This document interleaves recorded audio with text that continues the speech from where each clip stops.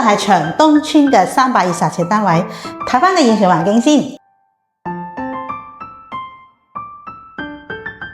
都係開翻門口位先啦。門口位呢度咧，睇翻我哋呢邊咧就做咗一個獅子鞋櫃嘅，一樣啦，都係做翻個坐凳，上下都係做圓弧位。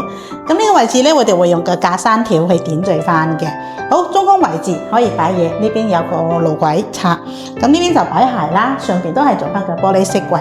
咁裏邊咧都會加啲燈帶去滲光嘅，係啦，呢邊都做翻個儲物空間。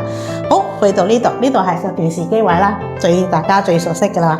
電視機位呢度咧，我哋都係會用翻個玻璃飾櫃嘅，裏邊做翻個燈帶去滲光。咁呢個位置咧會用翻個少少嘅隔山條去點綴翻嘅。咁呢個成個就係一個電視機位。好，咁呢度咧係間2間房嘅。首先我哋睇翻呢個廳房先啦。廳房呢度咧，我哋用咗玻璃磨砂嘅玻璃，咁啊用咗呢個款式嘅磨砂玻璃去做翻嘅呢個廳房嘅門口位入去。睇翻我哋呢邊就係做翻個4尺嘅地台床啦。好，咁啊呢邊位置咧就會做咗成排嘅一個組合櫃，就係一個衣櫃、一個書台、書櫃啦，係啦。咁呢個位置咧，我哋會多啲櫃桶嘅，跟住客人咧就中意櫃桶擺嘢。咁啊呢邊會掛衫啦，呢邊上邊都係掛衫嘅。好，咁我去到另外一個單位邊。另外單位咧就我哋啲房門咧就做咗呢個款式嘅房門，入到嚟睇翻。咁呢個位置咧就做咗個4尺半嘅大床啦。咁嘅床頭板咧會延伸到呢度一個書台嘅。咁呢個書台都差唔多成1米㗎啦。咁我哋呢邊咧會有一個到頂嘅衣櫃。睇翻我哋啲門板咧，係做咗一個一門到頂嘅。咁呢個門板咧，我哋係用咗一個比較特別嘅材料，叫做超平實木板。好啦，我今日咧講解一下呢個咩叫超平實木板啦。咁啊，超平實木板咧，好多人咧啲門板咧經變形嘅，要加條拉直器。咁呢個超平實木板咧就唔需要加拉直器，咁成個門板一門到頂。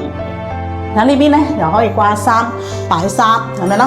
咁呢邊就做翻個偷空，係啦。呢邊都可以一樣啦，都係擺衫嘅。好，去到下一個廚房。廚房呢度我哋睇翻 L 型櫥櫃啦、煮食爐、洗手盆、洗衣機位。咁啊上邊一樣啦，都做翻嘅 L 型嘅櫥櫃。咁呢邊會做翻嘅一個裝微波爐嘅啦。好，咁呢個位置咧，我哋睇翻個門板都係用翻嘅海洋版高工嘅。天花都係用翻嘅鋁扣板天花嚟嘅。咁呢個位置咧，我哋會做3個櫃桶。係啊，呢邊擺碗筷啦，下邊就呢邊擺筷子，呢邊擺碗，係啦。下邊咧呢邊都係一樣，都可以儲物嘅。好，去到廁所位啦。廁所位呢邊咧，我哋做咗呢個配色嘅PT 門，咁啊個黑色框嘅，一樣啦。我哋呢個位置都會做翻個緊門嚟嘅，係啦。緊門點解咧？大家都好清楚啦，因為廚所呢度咧，洗手盆本身喺呢度就改翻嚟呢度，咁啊呢邊成排嘅浴室櫃、鏡櫃、開放格。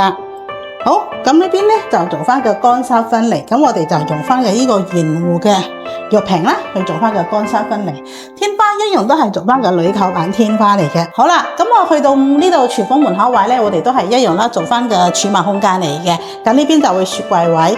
咁我睇翻個廚房位置咧，都會做翻個中空嘅化龍板。咁啊，整體嚟講咧就易打理啦，又靚啲啦，係咪先？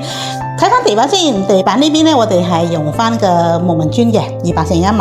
咁呢個木紋磚嘅顏色咧，都幾襯呢個家私嘅。呢排咧都好多人揀啲木紋磚，因為都家私嘅顏色都比較易襯啲。油漆都係用翻個297珍珠白。好，呢個單位咧好順利咧，就係年前起貨交貨俾客人啦，客人咧都好滿意嘅。OK， 如果你未收樓或者你收咗鎖匙，可以隨時 PM 我哋噶，我哋幫你規劃啦。OK。